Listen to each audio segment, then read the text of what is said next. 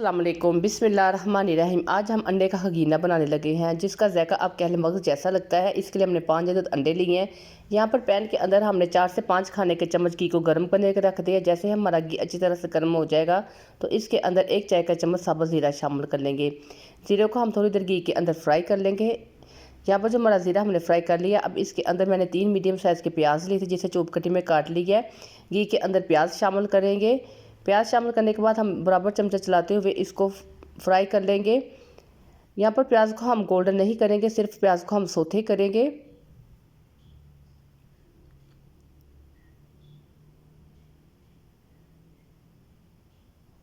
यहाँ पर जो हमारा प्याज है वो रेडी होना शुरू हो गया है।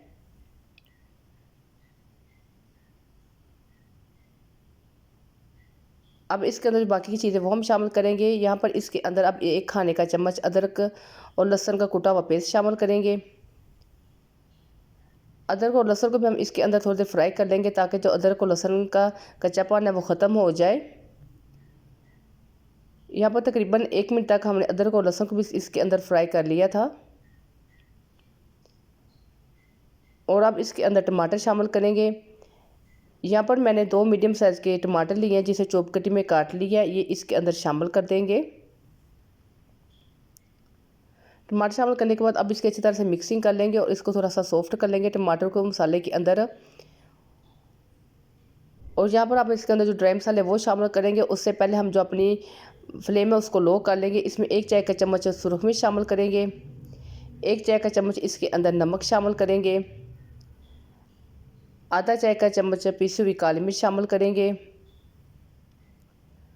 साथ में आधा चाय का चम्मच हल्दी शामिल करेंगे।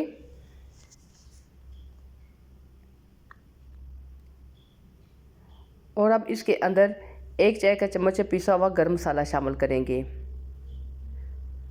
अब इन मसालों को भी अच्छी तरह से इसके अंदर फ्राई कर लेंगे।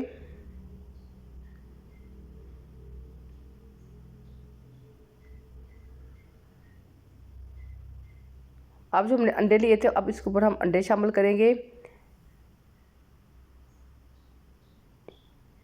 यहाँ पर हम भैंडे के बगैर ही इसके ऊपर हम अंडे इस तरह ही डाल देंगे।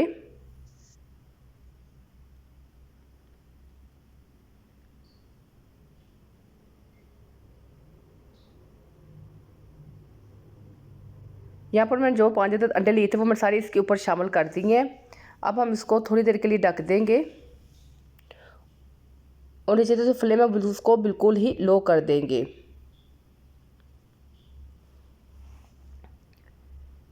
यहाँ पर देखिए जो अंडे हमारे पकने शुरू हो गए हैं। अब इसको हम थोड़ा थोड़ा सा तोड़ लेंगे जर्दियों को।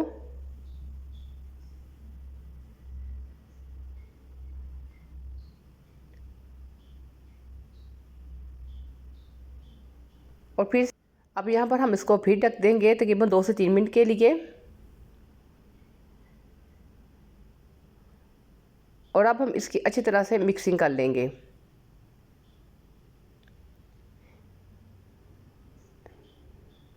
ये बहुत ज़्यादा टेस्टी बनता है। आप इसको पराठे के साथ रोटी के साथ ले सकते हैं, आपको इसे बहुत ज़्यादा पसंद आएगा।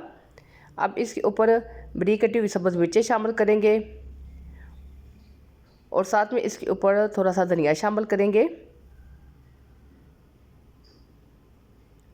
यहाँ पर जो हमारा अंडे का खगीना वो बिल्कुल रेडी हो गया है।